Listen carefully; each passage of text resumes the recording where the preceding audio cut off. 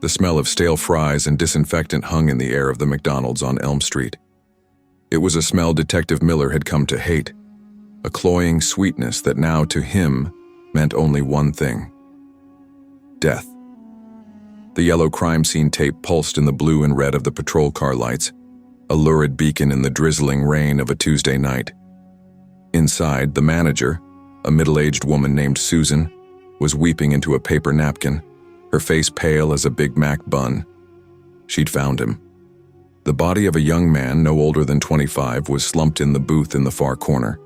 His name was Mark Jensen, a student from the local university who worked the late shift at a gas station down the road. Mark hadn't been stabbed or shot. The cause of death was officially listed as a massive heart attack, a shock to the medical examiner given his age and clean bill of health. But Miller knew better. He knelt down, his gaze fixed on the man's pale, cold hand. Lying on the laminated tabletop beside him was a single, perfect McDonald's pickle. Not a regular one, but one sliced meticulously into the shape of an eye. And under his fingers, pressed into his skin with a searing heat, was a brand, the unmistakable logo of a pair of golden arches. Miller had seen enough. This wasn't a heart attack. This was a message, and it was personal. The next morning, the story hit the news like a bolt of lightning. "Local student dies at McDonald's," read the headline of the Metro City Gazette. The paper's star investigative reporter, a sharp-witted young man named Alex, saw the headline and felt a familiar jolt. He'd been chasing a story about rising crime rates, and this bizarre incident fit the bill. He called his editor, a grizzled veteran named Frank. "Frank, you see the story about the kid who died at McDonald's?" Alex asked, his voice low and urgent. "Yeah, tragic. A heart attack, they say. What about it?" "Heart attack, my foot. I have a source inside the ME's office. He said it was a cardiac event, but the body had weird markings on it. Something to do with McDonald's. No one's talking, but it stinks of a cover-up." Frank grunted. "Okay, kid. Go sniff it out. But be careful. If the cops are keeping a lid on this, there's a reason." Alex hung up and grabbed his coat. He knew this wasn't just a simple death. The media was downplaying it, and the police were acting strangely silent. It smelled like a story, a deep, dark one that no one wanted to tell. He had no idea just how deep the rabbit hole went. His journey started with a simple question: why McDonald's? He drove to the restaurant on Elm Street, a pit of dread forming in his stomach. The tape was gone, but the ghost of the previous night's horror lingered. The smell was still there, a sweet, sickly scent. Alex walked to the back corner and sat in the very booth where Mark Jensen had died. He ordered a coffee and stared out the window, his mind racing. He felt a chill, not from the air, but from the silence in the room. He could almost hear the echo of a scream that never was, and see the phantom shape of a golden arch branded onto a dead man's skin. He had a feeling this wasn't just a one-off. It was only the beginning. The city held its breath. The silence from the police was deafening, but the whispers on the street were not. Everyone was talking about the McDonald's pickle killer, a chilling new urban legend. But for Alex, it was no legend. It was a lead, a trail of breadcrumbs leading into darkness. He spent the next 2 days digging but found nothing concrete. The police were tight-lipped, and a blanket of fear had fallen over the employees of every McDonald's in the city. Alex visited the Elm Street location again, talking to the night manager and other staff, but they all denied seeing anything unusual before Mark Jensen's death. Their faces, however, told a different story, a mixture of terror and suspicion. Then the second body was found. This time it wasn't in a secluded booth. It was in the men's restroom of a McDonald's on the city's east side. The victim was a woman, a retired nurse named Helen Davies, who was known to stop there for coffee every morning. The official report said she'd suffered a stroke, but a quick call to his source in the ME's office confirmed Alex's worst fears. "It's the same signature, Alex," the source whispered over the phone, his voice shaky. "Massive cardiac arrest, no prior history, and this time, It was even worse. A McDonald's napkin was shoved in her mouth, folded into the shape of a dollar bill, and the same Golden Arches brand, this time on her forehead. Alex hung up, his hands trembling. 2 victims, 2 different locations, same strange method of death. He pulled up news reports and public records on both Mark Jensen and Helen Davies. There was no obvious connection between them. A young student and an elderly retired nurse. Different backgrounds, different parts of the city. He needed to find what they had in common, what linked them to the Golden Arches. Sitting in his office, staring at their photos on his computer screen, he noticed something. Mark Jensen had worked at a gas station. The station was located at the intersection of Maple and First. Helen Davies' obituary mentioned she'd volunteered at a local animal shelter on Maple Street. Maple Street. It was a long street, but it ran through 2 distinct neighborhoods, the bustling downtown area and a more industrial, rundown part of the city. Alex grabbed a map and a red marker. He circled the Elm Street McDonald's and the East Side McDonald's. Then he drew a line connecting them. The line passed through the length of Maple Street. He followed the line further, letting his finger trace the street's path. His heart skipped a beat when he saw it. There was a 3rd McDonald's, a derelict, long-abandoned location at the far end of Maple Street, just before it met the highway. It had been closed for years. The building was a hollow, faded monument to a bygone era. No one ever went there. Alex knew what he had to do. He couldn't wait for the police. The killer was following a pattern, a path laid out like a dark trail. And the end of that trail was the abandoned McDonald's. He had a chilling feeling that this was where the killer's game had begun, and where it would end. Armed with only a small camera and a heavy dose of fear, he got in his car and drove towards the abandoned building, the rain picking up as the sun began to set. He was no longer just a reporter chasing a story. He was a pawn in a game of a serial killer, and he was walking right into the heart of it. The rain was coming down harder now, a relentless drumbeat on the roof of Alex's car as he parked across the street from the abandoned McDonald's.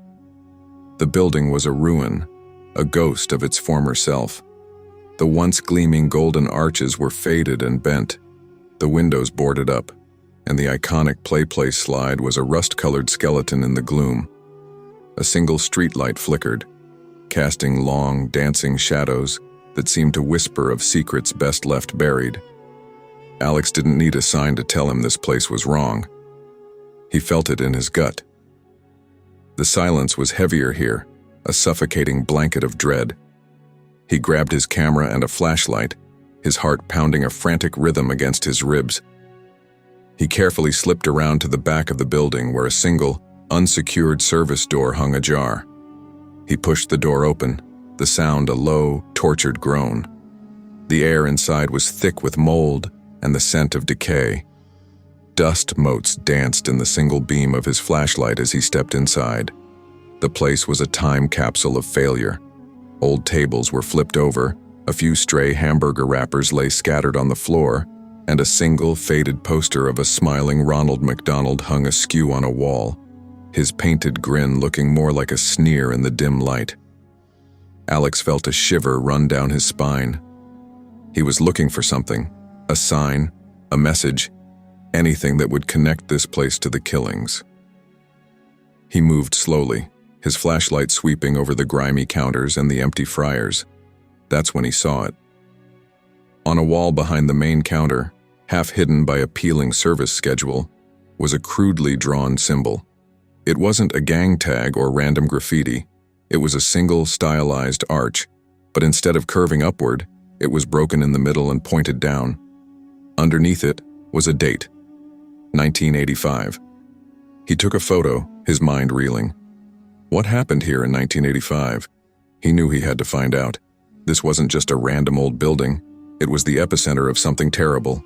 He left the building, the air outside suddenly feeling clean and fresh in comparison. Back at his office, Alex dove into the newspaper archives. The year 1985 was a long time ago, but he had a hunch. He searched for McDonald's fire, McDonald's accident, and Maple Street.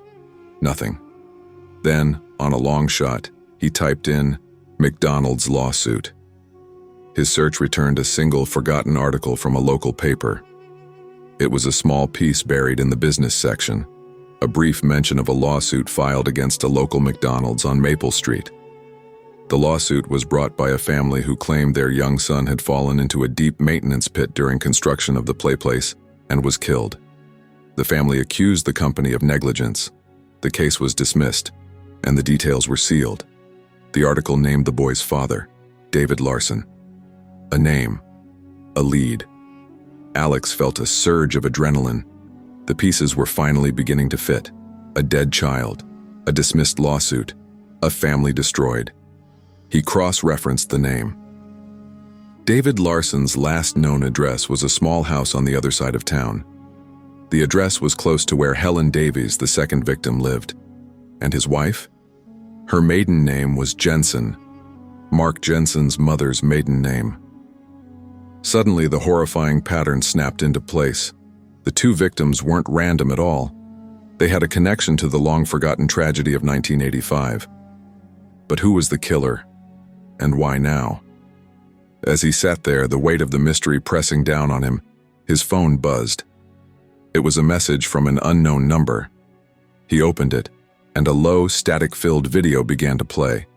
It was a shaky clip of a McDonald's sign. Then, the camera panned down to a pair of old, worn hands meticulously placing a single pickle slice onto a hamburger bun, shaping it into the form of an eye. The voice on the video was a low, ragged whisper. "The past is always hungry, Mr. Alex, and so am I. The third meal will be served soon." Alex's blood ran cold. He had found the killer, but the killer had found him first. The message from the unknown number felt like a physical blow. Alex stared at the phone, the video clip of the shaky hands and the raspy voice playing on a loop in his mind. The killer knew his name. The killer knew he was close. The game was no longer about a forgotten past. It was personal. He immediately called Detective Miller, his hands shaking as he recounted his findings. The 1985 lawsuit, the death of a child, the name David Larson, and the chilling connection to the victims. Miller listened silently, a rare absence of cynicism in his voice. "Larson, I remember a case like that," Miller said, his voice a low rumble. "We wrote it off as an accident. The family moved away. The file was sealed. But you're telling me this is revenge?" "I don't know," Alex said, his voice a low whisper. "But I just got a message. From him. He knows I'm onto him. He said, 'The third meal will be served soon.' This isn't just a threat. It's a challenge." Miller's voice hardened. "Stay put, Alex. Don't do anything stupid. We'll send a team to Larson's last known address. We'll find him." Alex hung up, but he knew Miller was wrong. The killer wasn't at his old house. He was still playing his game. The third meal wasn't just a threat. It was a clue. The first victim was found in the evening, the second in the morning. What time was the third meal served? Dinner. And where? The next victim would be at a McDonald's. But which one? He pulled up a map of the city's remaining McDonald's restaurants. The killer was following a dark, twisted path, and Alex was convinced he was choosing locations with a personal connection to David Larson. He quickly cross-referenced Larson's old addresses and work history with the locations of the restaurants. The one that stood out was a McDonald's near Metro City Central Park, a place where Larson's family used to have picnics. The very place where his son had been happy. A chilling thought struck him. The killer wasn't hiding. He was taunting the police and him. He was luring them to the next location. Alex knew he couldn't wait for Miller. The killer was methodical, precise, and he was on a timer. He grabbed his car keys and drove toward Central Park. The rain had stopped, and a dense fog was rolling in, obscuring the city lights and turning the streets into a maze of indistinct shapes. The McDonald's glowed like a beacon in the fog, its golden arches shining with an eerie, almost hypnotic light. He parked in a quiet spot and watched from a distance. The place was busy, filled with families and late-night students. This was it. This was the trap. Alex felt a knot of fear and adrenaline tighten in his stomach. He wasn't sure what he was looking for, but he knew that the killer would be here. He had to be. As he watched the stream of people entering and leaving, a figure caught his eye. An old man, hunched and shuffling, with a greasy paper bag clutched in his hand. He walked with a limp, and his face was obscured by the shadows and the fog. He didn't look like anyone Alex had seen before, but there was something about the way he moved with purpose and with a terrible silent anger. The old man slowly entered the McDonald's, his gaze sweeping over the crowd as if he were choosing his next victim. Alex's heart hammered against his ribs. He knew this was it. He reached for his phone, ready to call Miller, but as he did, the old man turned, his eyes locking directly onto Alex's car. Even from a distance, Alex could feel the malice in that stare. The killer had been watching him all along, waiting. And now he was inviting him in for the final course. The old man's eyes, even from across the parking lot, felt like ice shards piercing Alex. It was an unspoken invitation, a chilling challenge to step into the lion's den. Alex knew this was it. He was no longer an observer. He was part of the killer's macabre performance. He took a deep breath, grabbed his camera, and got out of his car, plunging into the thick fog that swirled around the McDonald's. The inside of the restaurant was a blur of noise and ordinary life, a stark contrast to the terror Alex felt. He pushed through the crowd, his eyes darting around, searching for the old man. He saw him in the back, sitting alone in a booth, much like Mark Jensen had been. The old man was meticulously unwrapping a burger, his gnarled fingers surprisingly steady as he picked off a pickle and began to shape it. Alex pulled out his phone, ready to call Detective Miller, but hesitated. He needed undeniable proof, a confession. He had to confront him. Moving slowly, trying to appear nonchalant, Alex approached the booth. "David Larson?" Alex asked, his voice barely a whisper, yet it cut through the din of the restaurant. The old man looked up, his eyes now clear and sharp, devoid of any feigned frailty. A chilling smile spread across his face, revealing stained teeth. "So the little reporter finally connects the dots," he rasped, his voice exactly like the one in the video. "It took you long enough. Why, David? Why, Mark? Why, Helen?" Alex pressed, his camera discreetly pointed, recording. Larson chuckled, a dry, humorless sound. "Mark Jensen's mother was the McDonald's manager who dismissed my son's cries for help before he fell. Helen Davies was the nurse who testified that the construction site was safe at the time of the accident, despite my warnings." His voice grew colder, infused with decades of bottled-up rage. "They covered it up, Alex. They let my son die and they got away with it. This corporation, this thing, it took everything from me." He held up the pickle, now perfectly shaped into a small, grotesque eye. "They blinded themselves to the truth. Now, I open their eyes, one by one. And the golden arches? The brand?" Larson leaned forward, his eyes burning with an unsettling fervor. "They branded my son Alex. Branded him with their greed, their negligence. I'm just returning the favor. A mark for a mark. An eye for an eye." He paused, his gaze hardening. And now for the grand finale, the final meal. Just then, a commotion erupted near the front counter. Detective Miller, looking harried and grim, burst through the doors, followed by a team of armed officers. Alex's call must have gone through after all. "David Larson! Hands in the air!" Miller yelled, his voice echoing through the suddenly silent restaurant. Larson didn't move. His eyes remained fixed on Alex for a moment, a flicker of something akin to satisfaction in their depths. Then, with a chillingly deliberate motion, he reached into his greasy paper bag and pulled out a small, crudely fashioned golden arch. It wasn't a toy. It was a sharp, metal object. "The past is always hungry," Larson whispered, not to Miller but to Alex. "And so am I." Before anyone could react, he plunged the metal arch into his own chest, directly over his heart. A gasp rippled through the restaurant. Larson slumped forward, his body hitting the table with a thud. The pickle eye, still clutched in his hand, rolled onto the table, stopping just inches from Alex. The restaurant erupted into chaos. Paramedics rushed in, but it was too late. David Larson was dead, the golden arches embedded in his chest like a final, self-inflicted brand. The symbol of the company he hated had become his last act of defiance, his final, horrifying message.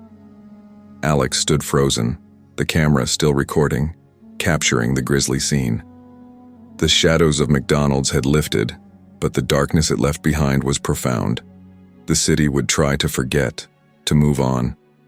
But Alex knew the truth.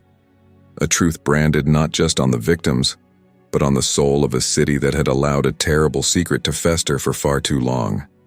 The pickle killer was gone, but the ghost of David Larson and the tragedy of 1985 would forever haunt the Golden Arches.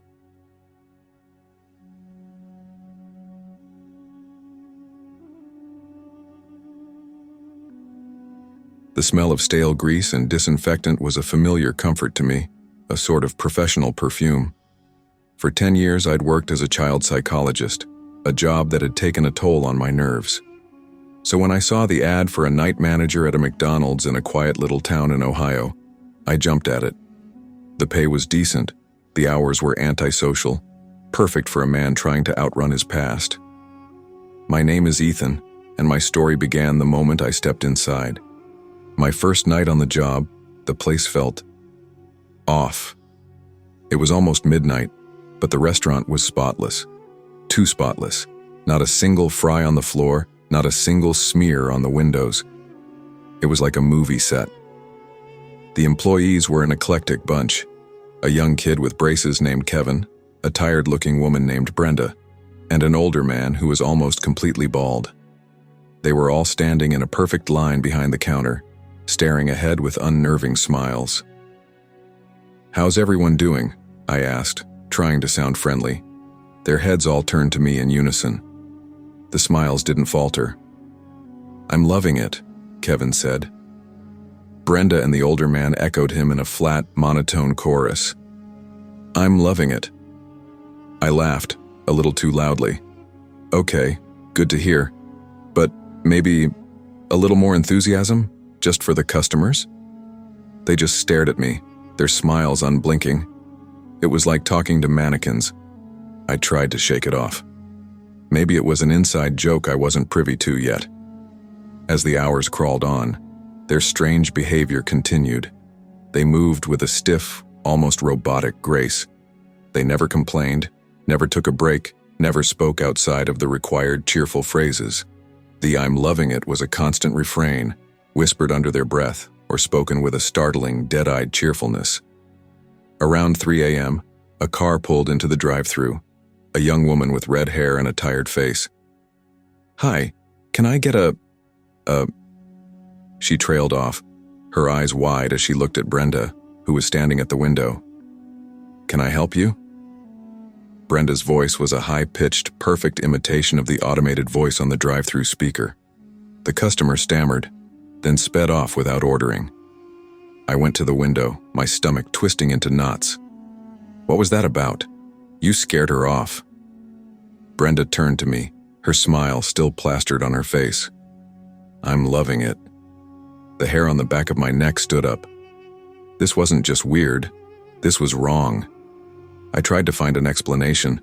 Maybe they were on some kind of new corporate training program, a brainwashing seminar. I decided to check the security tapes later, to see what they were like before I arrived. As I started to walk towards my office, I noticed something strange on the floor, near the kitchen entrance. A small, plastic toy. It was a figurine of Ronald McDonald, but his head was twisted 180 degrees backward, and a single, chilling phrase was carved into his plastic belly. "Obey." I stood there, the small, unsettling discovery burning a hole in my hand. The quiet, unsettling hum of the restaurant machinery seemed to get louder. I looked back at the crew, who were still in their perfect line behind the counter, their smiles like painted masks. I had come here to escape the psychological horror of my old job, but I had a terrible, growing feeling that I had walked right into a new one. This was no ordinary McDonald's. It was a dollhouse, and I was the new doll on the shelf. The little plastic figure with its twisted head and carved words sat on my desk like a grotesque paperweight. I felt a growing knot of dread in my stomach. The "I'm loving it" chorus no longer sounded like a joke.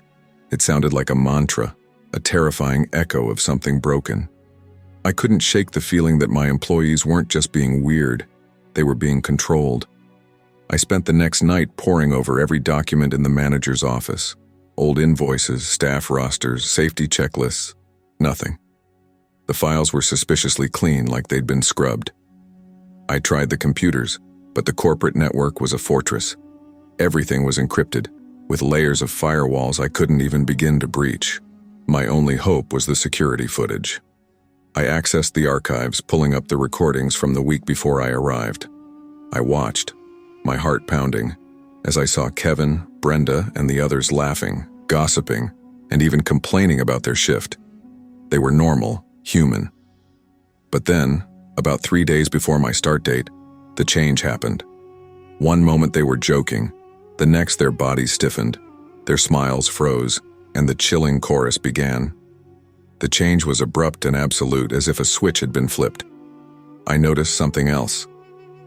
At the exact moment of the change, a black van with no markings was parked in the alley behind the restaurant. 2 men in dark suits got out. They were carrying what looked like large metallic briefcases. They entered through the back door and didn't leave until an hour later. The footage of their visit was inexplicably corrupted, a blur of static. I knew then that this wasn't a viral marketing campaign or a new training program. This was something sinister, something manufactured. I decided to try to find a human connection, someone who might know what happened. I went through the old staff records and found a name, Marcus Thorne, a former night manager who was now listed as inactive. A quick search of his name online led me to a local news article from a few months prior. It was a small piece buried deep in the archives. Former McDonald's employee found unresponsive in home. The article stated that Marcus was in a catatonic state, unable to speak, and was institutionalized.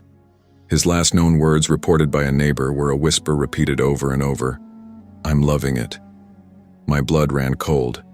The thought of this happening to me, of being trapped inside my own mind, was more terrifying than any ghost story. I couldn't stay here, not another night. I had to leave. I had to tell someone. As I was about to call the police, a notification popped up on my computer screen. An encrypted file downloaded from an anonymous source. It was a research paper, filled with technical jargon I barely understood. But the title was clear. Project Golden Arches, Subliminal Auditory and Sensory Programming for Behavioral Compliance.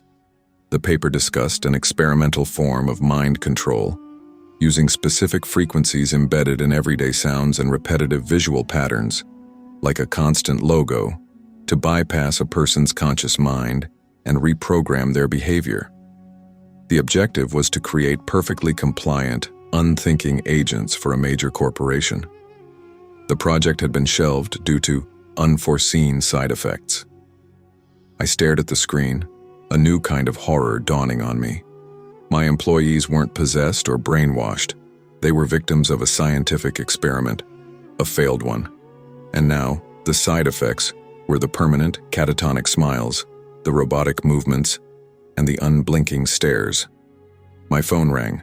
The caller ID was a blocked number. I hesitated, then answered. "Hello?" I asked, my voice shaky. A distorted, synthetic voice spoke on the other end. It was the same robotic voice I'd heard from Brenda. "I'm loving it." The words were chilling, but then the voice changed, a crackle of static turning into a human whisper.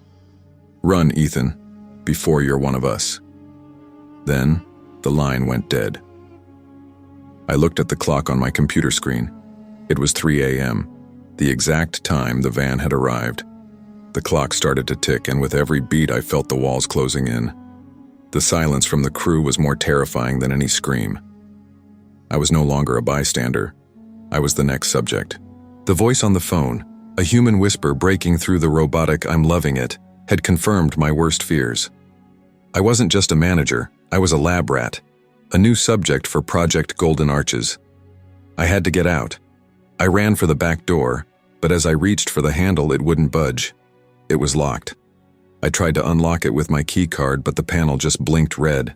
I was trapped. I ran back to the main lobby, my heart a frantic drum against my ribs. Kevin, Brenda, and the others were still behind the counter, their smiles now feeling more like threats. They hadn't moved, but as I watched, their heads slowly, in unison, turned to follow me. Their eyes were vacant, but their bodies were listening. I was the prey, and they were the hounds. I retreated to my office, trying to think. The computer was my only hope. If I couldn't get out, I had to find a way to shut down whatever was controlling them. I reopened the encrypted file on Project Golden Arches. It was filled with scientific jargon, but I found a section that made my blood run cold. Active signal source. The paper described a device that broadcasted the subliminal frequencies, and it was located within the test site itself. A small black box, hidden somewhere in the restaurant. I had to find it. I grabbed a large pair of pliers from a maintenance kit and went back into the restaurant. The crew was still there, but now their heads were all angled toward me, their smiles unwavering. I moved through the empty dining area, the silence a heavy, suffocating blanket. The only sound was the low hum of the drink machine and the soft shuffle of my own feet. I started my search behind the counters, my pliers ready to pry open any panel. I checked the back of the soda fountains, under the grill, and inside the fryers. Nothing. The entire time, the eyes of the crew followed me, their heads swiveling in perfect sync. I was about to give up when I remembered a detail from the blueprints I'd seen earlier. There was a small hidden crawl space behind the walk-in freezer. I found the latch and pulled the heavy door open. The air inside was freezing, smelling of stale food and damp concrete. I crawled into the narrow space, my flashlight beam cutting through the darkness. And there it was. On the wall, surrounded by tangled wires, was a sleek, black box. It had no labels, no buttons, just a single, pulsing red light. I recognized it from the diagram in the research paper. This was the source. This was the puppet master. As I reached out to touch it, a chilling synthetic voice filled the small space. It was the "I'm loving it" voice, but this time, it was speaking directly to me. Don't. I'm loving it. Don't. I froze. It wasn't just a recording. The box was speaking. I heard a scraping sound from the other side of the door. The crew was trying to get in. I had to be fast. I grabbed the pliers and started to rip the wires out of the box. The red light on the box flickered wildly. A loud, piercing shriek filled the space, a sound that was both human and electronic, a terrible sound of souls being torn from their bodies. I kept pulling, twisting, tearing the wires until the box went completely dark. The shrieking stopped. The silence that followed was even more terrifying. I crawled back out of the crawl space, my body aching. I stood up and looked out at the crew. The smiles were gone. Their faces were slack, their eyes no longer vacant but full of a hollow, broken sorrow. Kevin, the young kid, was on his knees, his hands clasped over his head, a single tear rolling down his cheek. Brenda was crying softly, her shoulders shaking. They were free, but they were not whole. The spell was broken, but the damage was permanent. I felt a surge of triumph, but it was quickly replaced by a new, more horrifying realization. The signal was gone, but the Project Golden Arches research paper mentioned secondary transmissions. A backup. I looked at my phone, still in my hand. A pop-up message appeared on the screen, an encrypted file downloading. The backup was being broadcast wirelessly through a device I was holding in my own hand. The screen of my phone flickered, and a familiar phrase appeared in big, bold letters. I'm loving it. The light from the screen shone on my face, and for the first time in 10 years, I felt a familiar, unsettling calm wash over me. I looked at the broken people in front of me, and a slow, vacant smile spread across my face. I finally understood their peace. I'm loving it. I'm loving it. The world around me came into sharp, almost painful focus. The sounds of the restaurant, once a low hum, were now a symphony of precise, repetitive movements. The drip of the soda fountain, the rhythmic sizzle of the fryer, the quiet hum of the air conditioning. Every sound was a key in a lock, a command for my new reality. My muscles tightened, my face stretched into a flawless, unblinking smile. My phone, my own personal puppeteer, felt heavy in my hand. I was free of the box, but a new master had claimed me. I looked at my reflection in the dark, silent window. A man I didn't recognize stared back at me. His eyes were wide and empty, and his lips were pulled into a grotesque grin. My reflection smiled, and I smiled back. I felt the overwhelming, blissful peace that had consumed Brenda and the others. The anxieties, the fears, the exhaustion of my old life. It was all gone, replaced by a single, perfect thought. I'm loving it. The door to my office opened. Detective Miller, a man I had called just hours ago, walked in. He looked stressed, his face a road map of worry lines. He saw the state of the crew, Kevin still on his knees, Brenda weeping silently, and his eyes widened in horror. He saw me, standing motionless in the doorway, a serene smile on my face. "Ethan, what happened here?" he asked, his voice low and concerned. I didn't answer. I couldn't. The words weren't mine to speak. The program had rewired my mind, but it couldn't control my will entirely. A small part of the old Ethan was still there, trapped, a ghost in the machine. I wanted to scream, to run, to warn him, but my mouth simply formed the words I was commanded to say. "I'm loving it," I said, my voice as flat and perfect as Brenda's had been. Miller took a step back, his hand moving to his sidearm. He was a professional. He knew something was terribly wrong. He looked at my phone, the screen still glowing with the message. He slowly reached out to take it from my hand. A voice in my head, a voice that wasn't mine, screamed to stop him. It was a primal, terrified command. I couldn't resist. With a speed that felt alien to me, I snatched my hand back, my smile never wavering. My body was moving on its own, a puppet controlled by an invisible string. I turned and ran, my feet moving in a smooth, mechanical gait. I ran past the shocked employees, past the horrified detective, and out into the dark night. The city lights were a blur, a shimmering web of commands and signals. I knew where I was going. My body, my newfound master, was taking me to the source. The secondary transmission wasn't a broadcast from afar. It was being relayed through every active McDonald's in the region, a network of synchronized compliance. I ended up at the next nearest McDonald's. It was a hive of activity. The staff was moving with the same uncanny grace, their smiles just as vacant as my own. I saw them, saw myself in them, and understood the terrifying scope of Project Golden Arches. The program wasn't a failure. It was a quiet, terrifying success. They were not just controlling a few employees. They were building a silent army. I looked at the people walking in, oblivious to the horror around them, and I felt a chilling sense of purpose. I was part of the plan now. I was a host.